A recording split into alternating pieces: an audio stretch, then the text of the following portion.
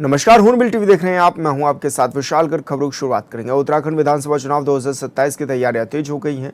चुनाव आयोग की कार्य योजना के तहत बिहार के से अतिरिक्त ईवीएम और वीवीपैट मशीनें उत्तराखंड पहुंच गई हैं। इस दौरान प्रदेश को 2500 बैलेट यूनिट, 12,500 कंट्रोल यूनिट और 6,000 वीवीपैट मशीनें मिली हैं। इसके साथ ही अगले महीने जिला निर्वाचन अधिकारियों और रिटर्निंग अधिकारियों का 5 दिवसीय प्रशिक्षण भी आयोजित किया जाएगा। साथ ही सितंबर और अक्टूबर में भी सभी ईवीएम की प्रथम स्तर की तकनीकी जांच की जाएगी। जांच में खराब मशीनों को अलग किया जाएगा, जबकि सही पाई गई मशीनों को स्ट्रांग रूम में सुरक्षित रखा जाएगा।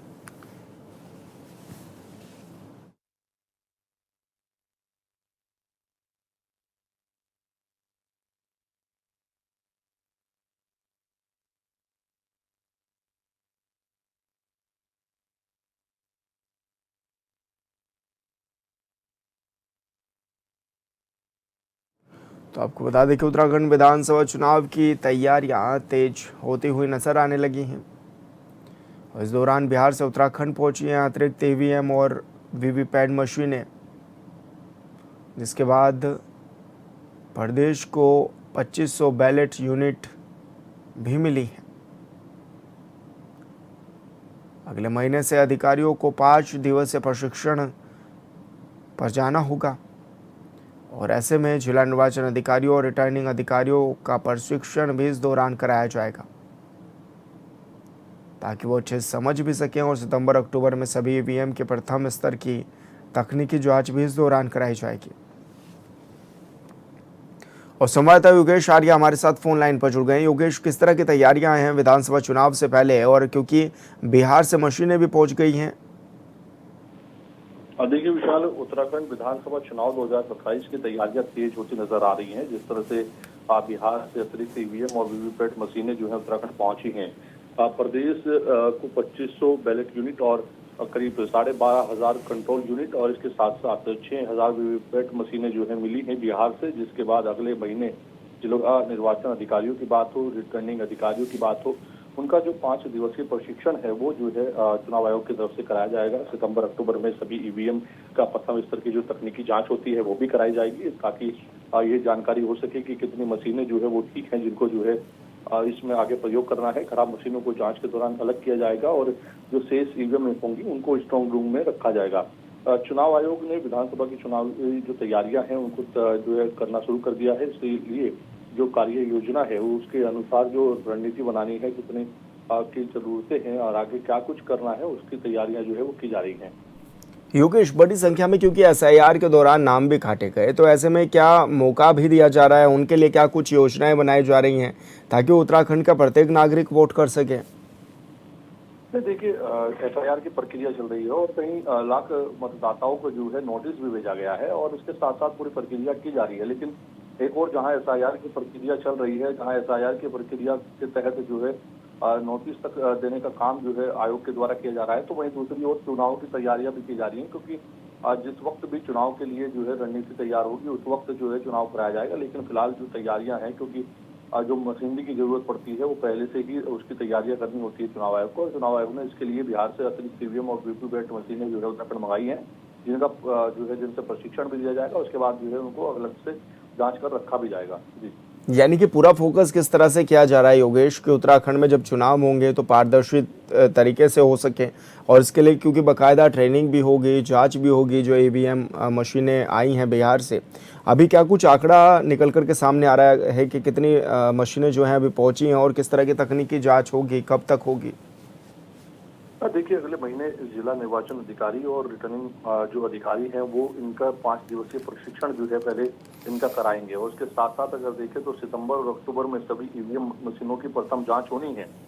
चुनाव से पहले भी एक बार जांच जो है वो कराई जाती है। और इसके साथ साथ जो है अगर हम देखें तो प्रदेश को बिहार से 2500 बैलेट यूनिट मिली हैं और 12,500 कंट्रोल यूनिट। इसके साथ साथ वीवीपैट की मशीनें भी करीब 6,000 मिली है। यानी कि तैयारियों की अगर हम बात देखें तो पूरी तरह से चुनाव को लेकर के तैयारियां पूरी करनी शुरू कर दी हैं आयोग ने। और आने वाले वक्त में जब भी चुनाव को कराने की पूरी भूमिका रहेगी तो उसके बाद जो है चुनाव को लेकर के पूरी रणनीति तैयार अभी से की जा रही है। और उस वक्त जो है पूरी तरह से घोषणा की जाएगी, क्योंकि तैयारियां पहले से चुनाव आयोग करने लगा है।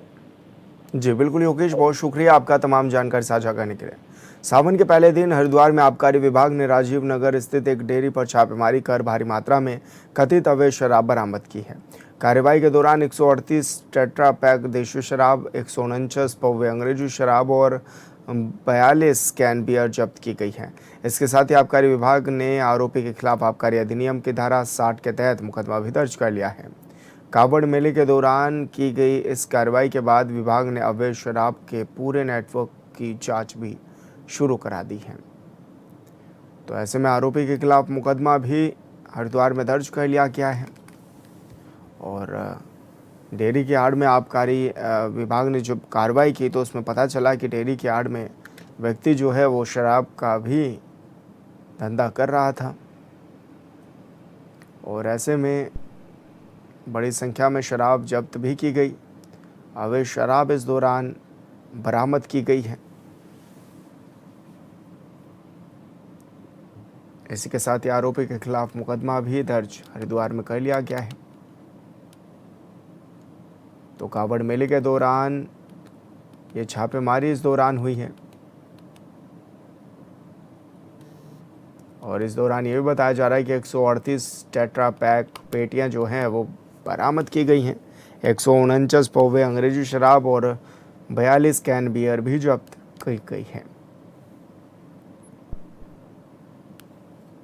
तो यानी कि कहा जा सकता है कि डेयरी की आड़ में ये व्यक्ति शराब का कारोबार कर रहा था, अवैध शराब बेची जा रही थी और ऐसे में आबकारी विभाग ने ये बड़ी कार्रवाई की है। इस दौरान गिरफ्तारी भी हुई और छापेमारी में भी काफ़ी सामान बरामद इस दौरान किया गया है।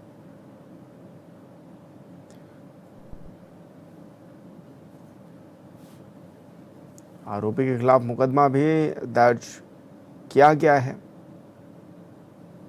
तो आबकारी विभाग की ये बड़ी कार्रवाई है।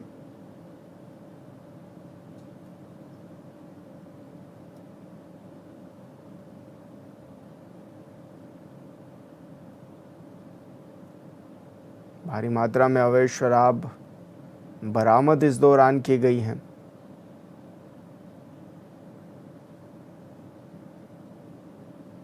आबकारी विभाग की टीम ने छापेमारी डेयरी पे की थी और डेयरी संचालक के यहां से भारी संख्या में अवैध शराब इस दौरान बरामद की गई है। गदरपुर में कांग्रेस नेता शराफत अली मंजूरी ने नेतृत्व में कार्यकर्ताओं ने जिला अधिकारी के जरिए राज्यपाल को ज्ञापन सौंपा है। इस दौरान शराफत अली मंजूरी ने कहा कि विशेष ज्ञान पुनरीक्षण SIR के तहत विधानसभा क्षेत्र में करीब 52,000 लोगों को नोटिस जारी किए गए हैं।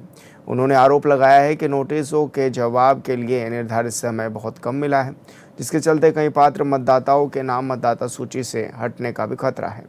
उन्होंने मांग की है कि लोगों को अपने दस्तावेज जमा करने और जवाब देने के लिए पर्याप्त समय दिया जाए।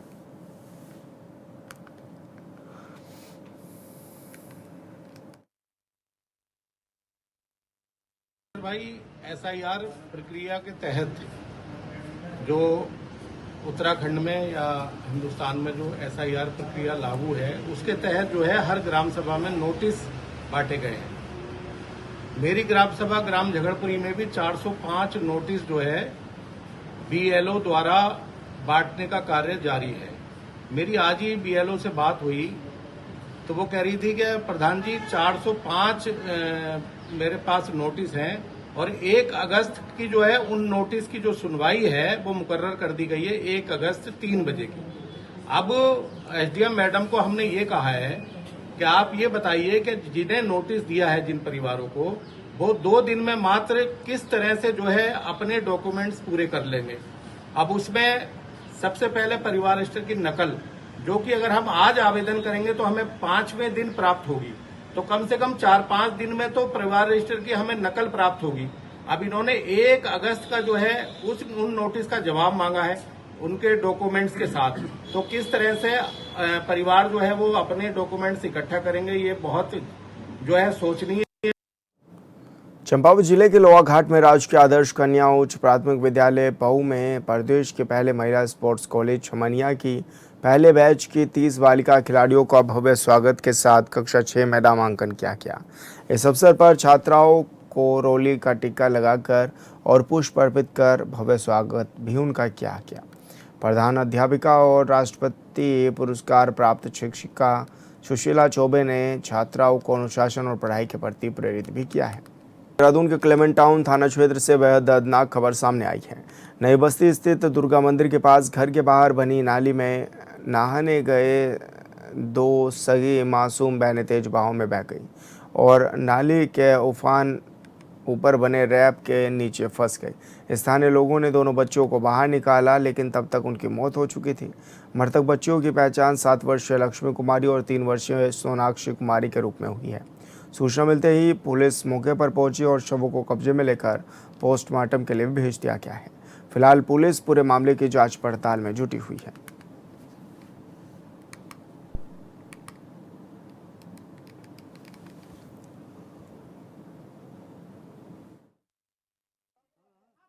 थाना क्लेमेंट टाउन में शाम को 4 बजे 112 पे कॉल आई कि जिसके द्वारा बताया गया कि थाना क्लेमेंट टाउन के नए बस्ती एरिया में 2 नाबालिग बच्चियां उनके बहन बरसाती नाले में बहने की सूचना है। मौके पर थाना क्लेमेंट टाउन की पुलिस पहुंची तो वहां पे रीना कुमारी नाम की महिला, उनकी दोनों बच्चियां बरसाती नाले के तेज बहाव की चपेट में आगे बह गई थी तथा जो वहां पे रैंप बना हुआ था उसके नीचे से उनको आसपास के लोगों द्वारा निकाला गया, जिसके बाद हॉस्पिटल ले जाया गया जहां इनको मृत घोषित कर दिया गया है। इसके बाद आगामी विधिक कार्यवाही की जा रही है।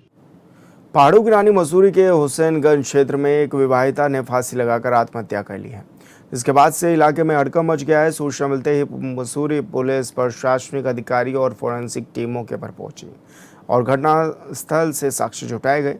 प्राथमिक जानकारी के अनुसार पति पत्नी के बीच किसी बात को लेकर कहासुनी हुई थी, जिसके बाद महिला ने ये आत्मघाती कदम उठा लिया। हालांकि पुलिस फिलहाल किसी निष्कर्ष पर नहीं पहुंची है और हर पहलू के सामने आने के जांच पड़ताल भी की जा रही है।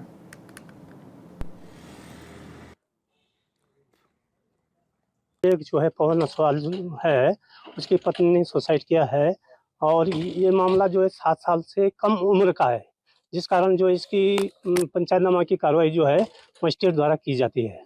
संदृष्टिया तो अभी फांसी का मामला लग रहा है, फिर भी इसकी जो है पीएम और इसकी जो फोरेंसिक जांच होगी तो उसके बाद ही मृत्यु के कारण का असली पता लगेगा। लोकसभा में नेता प्रतिपक्ष राहुल गांधी के एक बयान ने संसद से लेकर सड़क और सोशल मीडिया तक सियासी तूफान खड़ा कर दिया है। राहुल गांधी ने लोकसभा में आरोप लगाया कि केंद्रीय गृह मंत्री अमित शाह के कहने पर युवाओं पर पलेट गन चलवाई गई है। इस बयान के बाद सियासत गर्मा गई है। विपक्ष सरकार को घेरने में जुटा हुआ है, जबकि बीजेपी राहुल गांधी से माफी की मांग कर रहा है। They don't respect other people's truth. So I said, what do you call these people? She said, I call them idiots. So I... Why you are worried about you? Yeah, he's not telling about you. Why you are...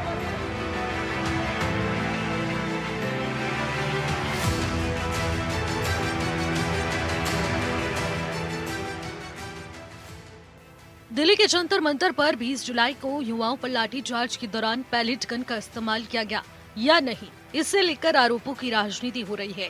Lok Sabha में राहुल गांधी के बयान के बाद संसद का माहौल गर्मा गया। कांग्रेस समेत विपक्षी दल इस मुद्दे पर सरकार पर हमला बोल रहे हैं। वहीं बीजेपी से तथ्यों से परे और देश को गुमराह करने वाला बयान बता रही है। संसद के भीतर नारेबाजी और विरोध के चलते कई बार कार्यवाही बाधित हुई और सदन को स्थगित करना पड़ रहा है। The truth of all other living beings, all other human beings. Like Gandhi ji said in his autobiography, The Search for My Truth. Meaning, this is my truth, your truth might be different. Then I asked her the next question. I said, you've defined a category very well. This category of student. Who else is there? She says, there is another group of people. They are not students. Who are they? She says they are absolutely convinced that they know everything. They believe that the universe is static. And they believe that knowledge emerges from inside them. They believe that they are God, that everything that is to be known is known to them. They are arrogant. They are arrogant. They don't listen. They don't respect other people's truth. So I said, what do you call these people? She said, I call them idiots. So I. Why you are worried? Yeah, he's not telling about you. Why you are worried? He's telling about it. What? Sir मैंने बोला नहीं sir कुछ. राहुल गांधी ने दिल्ली के जंतर मंतर पर students प्रदर्शन के दौरान पुलिस की कठोर कार्रवाई के लिए गृह मंत्री अमित शाह को जिम्मेदार ठहराया। उन्होंने कहा कि गृह मंत्री अमित शाह ने प्रदर्शनकारियों पर पैलेट गन चलाने का आदेश दिया। सदन में इस आरोप पर हंगामा मच गया। संसदीय कार्य मंत्री किरेन रिजिजू ने कहा कि राहुल गांधी को हाउस में माफी मांगनी चाहिए, नहीं तो ऐसे सदन नहीं चल पाएगा। अगर राहुल गांधी जी मुद्दे पे बोलते और अच्छा से बोलते तो थोड़ा सा तारीफ तो मिलता। वो गृह मंत्री जी का नाम ले करके फंस गए, क्योंकि नियम बहुत क्लियर है। कोई एजिटेशन होता है, कोई उग्र किस्म का एजिटेशन का फॉर्म ले लेता है, उस समय अगर कोई गोली चलाता भी है तो भी वो स्पॉट में जो मजिस्ट्रेट या एसडीएम ड्यूटी पे रहता है वही निर्णय करेगा ना गोली चलाने का नौबत है कि नहीं है। तो मजिस्ट्रियल पावर जो है, मजिस्ट्रियल पावर को कैसे गृह मंत्री ले सकते हैं? वो तो स्पॉट में ऑफिसर इसका ऑर्डर करता है, और ऐसा चीज लीडर ऑफ अपोजिशन को मालूम नहीं है और ऐसे बोल गया। गृह मंत्री जी ने फायरिंग का ऑर्डर दिया। इतना बड़ा झूठ, इतना हल्का बात, गुमराह करने वाला बात बोल के राहुल गांधी जी बहुत बुरी तरह फंस गए हैं। संसद के अंदर बाहर भी सियासी जंग तेज हो गई है। बीजेपी के नेता अलग अलग राज्यों में प्रेस कॉन्फ्रेंस कर राहुल गांधी के बयान की आलोचना कर रहे हैं और उनसे सार्वजनिक माफी मांगने की मांग कर रहे हैं। कई जगहों पर बीजेपी कार्यकर्ताओं ने विरोध प्रदर्शन तक किए। दूसरी ओर कांग्रेस का कहना है कि राहुल गांधी ने जनता के मुद्दे उठाए हैं और बीजेपी असल सवालों से ध्यान भटका रही है। सियासी लड़ाई अब सोशल मीडिया पर भी है। कांग्रेस और बीजेपी के नेता, समर्थक और आईटी सेल लगातार एक दूसरे पर आरोप प्रत्यारोप लगा रहा है। बयान के वीडियो, पुराने दस्तावेज और अलग अलग दावे सोशल मीडिया पर साझे किए जा रहे हैं, जिससे राजनीतिक माहौल और अधिक गर्मा गया है। लगातार जारी इस टकराव का असर संसद की कार्यवाही पर भी साफ दिखाई दे रहा है। हंगामे और विरोध के कारण सदन में विधायी कामकाज प्रभावित हो रहा है। मंत्री ने सदन के अंदर कह दिया कि फायरिंग हुई ही नहीं है और राहुल गांधी झूठ बोल रहे हैं। आप बताइए, तो उस लड़के जो राहुल जी आपके सामने लाए थे, उस लड़के को, उसके पूरे शरीर में पैलेट्स कहाँ से आई? आसमान से गिर गई? कई बच्चों को आंखों में पैलेट के छर्रे लगे, आंख पे लगे, पीछे लगे। आप सब देखे हैं, सब टीवी में आप बहुत देखते रहते हैं, आप देखे हैं। लेकिन ये देखकर हमको तो शर्म आई, उनको शर्म आया कि नहीं मुझे मालूम। फिलहाल राहुल गांधी के बयान को लेकर सियासत थमने का नाम नहीं ले रही है। संसद के भीतर टकराव, सड़क पर विरोध और सोशल मीडिया पर आरोपों की जंग जारी है। अब सभी की नजरें इस बात पर बनी हैं कि क्या ये गतिरोध खत्म होगा और संसद की कार्रवाई सामान्य हो पाएगी, या फिर ये विवाद आने वाले दिनों में और बड़ा राजनीतिक मुद्दा बनेगा। Bureau report, Hornbill TV.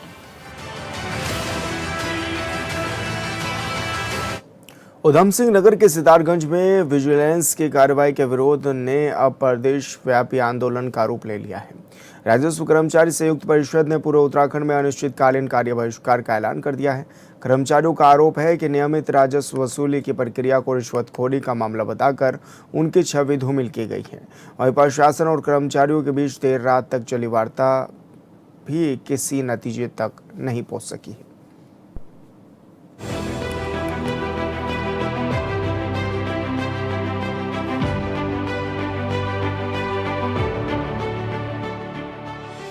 Udham Singh Nagar के सितारगंज तहसील में विजिलेंस की कार्रवाई के बाद राजस्व कर्मचारियों का विरोध लगातार तेज होता जा रहा है। विरोध स्वरूप कर्मचारियों ने तहसील कार्यालय के मुख्य गेट पर ताला जड़ दिया और प्रशासन के खिलाफ जमकर नारेबाजी की। राजस्व कर्मचारी संयुक्त परिषद के आह्वान पर अब पूरे उत्तराखंड में अनिश्चितकालीन कार्य बहिष्कार शुरू हो गया है।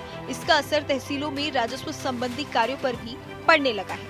जिसकी स्वयं की निराशा थी पूरी हो गई थी, इस वजह से पत्नी की निराशा थी। तो लगातार हमारे अमीन और डब्ल्यू सेक्शन जो हमारा संग्रह सेक्शन होता है वो इसके घर पे दबिश दे रहा था कि इसकी बकाया धनराशि की वसूली के लिए। तो इसके द्वारा कहना था कि कोर्ट से हमारा बैंक में कुछ जमा हो गया पैसा, लेकिन बैंक से कोई क्लैरिफिकेशन कुछ आया नहीं था कितना जमा हुआ क्या जमा हुआ है। तो मतलब कुल मिला के हमारे पास इसकी 6 लाख करीब की आरसी पेंडिंग थी। तो 6 लाख की आरसी होती है, उसके अलावा इसका संग्रह शुल्क होता है 10% करीब संग्रह शुल्क होता है। तो सबसे जमा करने के संबंध में इनकी बातचीत हुई और उसी क्रम में इसने एक व्यक्ति थोड़ा आपराधिक प्रवृत्ति का है, तो उसने फिर लीडर से शिकायत की जो भी की, और वो जो हमारा वसूली में धनराशि जमा होती है, कैश में जमा होती है, उसमें शिकायत करके उसमें कार्रवाई करवाई गई। कर्मचारी संगठनों ने मुख्यमंत्री, मुख्य सचिव और शासन के वरिष्ठ अधिकारियों को ज्ञापन भेजकर विजिलेंस की कार्रवाई की निष्पक्ष जांच की मांग की है। उनका कहना है कि वैधानिक राजस्व वसूली की प्रक्रिया को गलत तरीके से रिश्वतखोरी का मामला बनाकर कर्मचारियों की प्रतिष्ठा को नुकसान पहुंचाया गया है। कर्मचारियों का आरोप है कि बिना पूरे तथ्यों की जांच किए कार्रवाई की गई, जिससे पूरे राजस्व विभाग की छवि प्रभावित हुई है। जनरली नोटिस अगर कुर्की किसी की हो गई है आरसी कटने की वजह से या किसी को लाइसेंस चाहिए, तो उस स्थिति में हमको W1 सेक्शन से इसमें नोटिस मांगते हैं, उसके बाद ही इसमें कार्रवाई अग्रसित की जाती है। अन्यथा लाइसेंस बनना हो, हटाना हो, वो नहीं हटाई जाती है, ताकि सरकार का जो शुल्क है सरकार को वापस मिल सके। हाँ, नकद राशि जितनी आती रहती है लगभग वो चीज जमा होती है। इधर आंदोलन को समाप्त करने के लिए प्रशासन और कर्मचारी संगठनों के बीच देर रात तक वार्ता चली, लेकिन कोई सहमति नहीं बन सकी। और फिलहाल इस बुलेटिन में मेरे साथ इतना ही। आप देखते रहिए हॉर्नबिल टीवी। नमस्कार।